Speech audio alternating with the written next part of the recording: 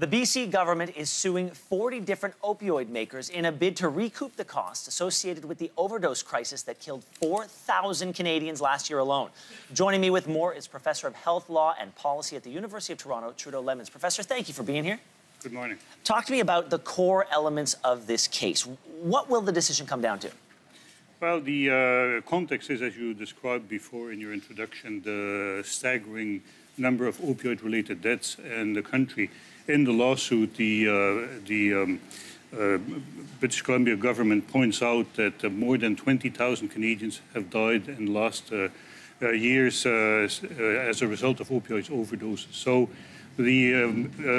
more than 10 years ago, executives of one particular company, Purdue Pharma, which is the producer of OxyContin, which is associated with a lot of the overdoses, pled guilty in the US for practices that involve the misrepresentation of the safety and the efficacy of OxyContin.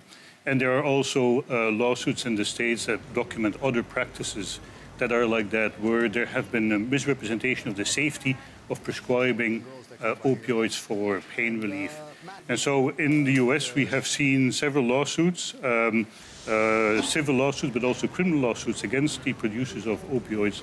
And with colleagues, we have argued for some time, in letters actually to provincial governments, but also to the federal government, that the provincial governments should look into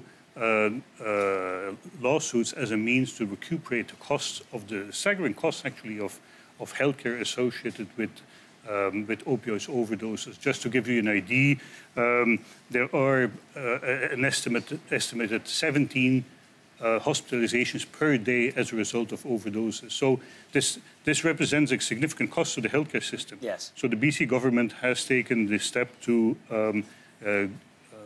recuperate some of these costs on the basis of the fact that there is already certainly in the US an admittance of inappropriate practices by pharmaceutical companies. Do you think if BC gains traction with this lawsuit, other provinces could follow suit?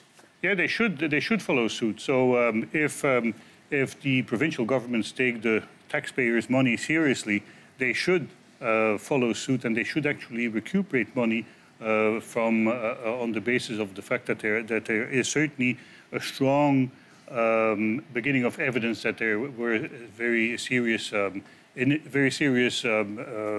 inappropriate practices with respect to the promotion, the aggressive promotion of opioids. Professor, thank you so much for being here today and for laying this out for us. We appreciate it. My pleasure.